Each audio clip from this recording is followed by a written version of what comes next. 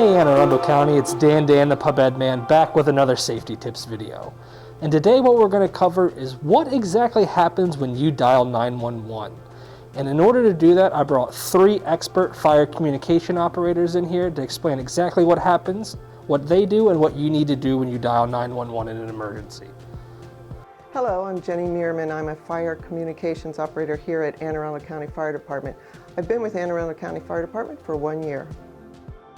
My name is Justin Ebling. I'm a fire communications operator for the Anne Arundel County Fire Department. I've been with the department for 7 years. Hi, my name is Jordan Ramos. I'm a fire communications operator with the Anne Arundel County Fire Department, and I've been here for 4 years. When you have a fire or medical emergency, everyone knows to dial 911 on their telephone. But what happens when you do? You will first hear an automated message asking if you need police, fire, or ambulance. If you have a fire-related incident or a medical emergency, you are quickly transferred to the Anne Arundel County Fire Department Communications Center.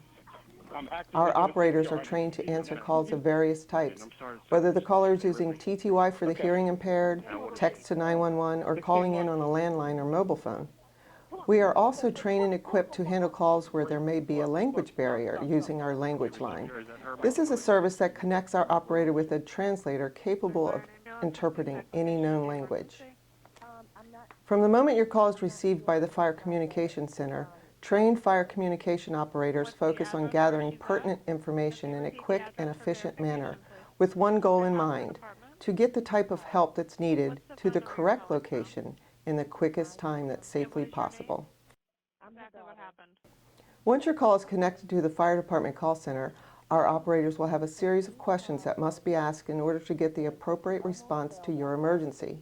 As certified EMD and EFD operators, we are trained to ask specific questions designed to gather important information as quickly as possible. These questions do not delay help getting to you. You will first be asked the exact location of the emergency, followed by a request for you to verify the address to ensure we have it correct. Next, you will be asked if the location is a house, apartment, or business. This may not seem important on the surface. However, if you're calling about the smell of smoke in an apartment complex, it is imperative that the fire department has this information. After your location is verified, you will be asked for the telephone number you are calling from or a callback number, in case we are disconnected. You will also be asked to verify this information. The verification of your address and phone number are intended to ensure help is being sent to the correct location. Next is, okay, tell me exactly what happened. You should focus on what happened now, not what led up to the incident. As soon as our operators ascertain the nature of your emergency, that information is entered into the call, and the call is then shipped immediately to our dispatcher, who will get help started to you within a few seconds of the call being shipped. So after the call taker has obtained the critical information necessary for that call, it is then given to the dispatcher, which will utilize the computer-aided dispatch and automatic vehicle locators to determine and then send the closest units to each incident. Each unit is equipped with firefighter EMTs, so they can begin to handle whichever emergency they're dispatched to. One role of the dispatcher is to keep constant track of the units clearing from other calls or moving throughout the county in their day-to-day operations. And this ensures that they do not pass by an incident that they could be utilized for. The computer-aided dispatch program determines the priority of each incident, and the dispatcher will then assign the appropriate resources necessary for that priority. Our goal as a dispatcher is to look at all of the information obtained from the call taker and determine what response will be sent in 60 seconds or less for each incident. One question we receive a lot is, why was the closest firehouse not dispatched to my incident? And I think the biggest reason this is a misconception is that that firehouse may not have been dispatched because they were on another incident, or that firehouse may not have a unit that's the most appropriate type for your incident. The TAC operator's main objective is safety, which includes the safety of the patient and responding units.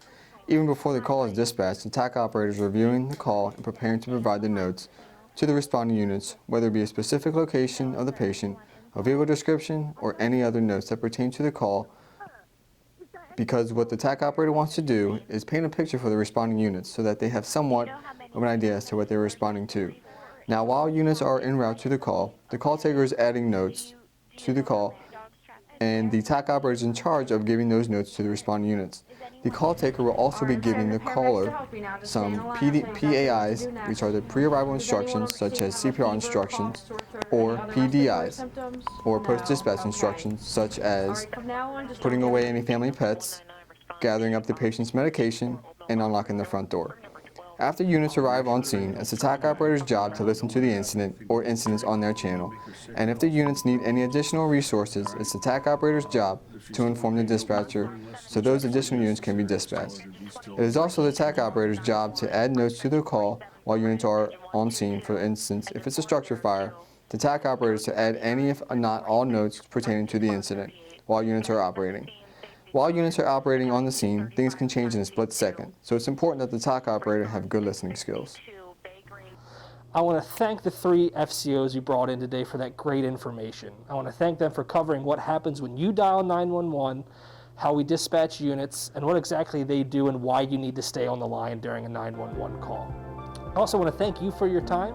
Hope you remember to hit that like button, subscribe to our channel, and hit that little bell so you get notifications about any future safety tips videos. Once again, Anne Arundel, thank you, and I hope you have a great day.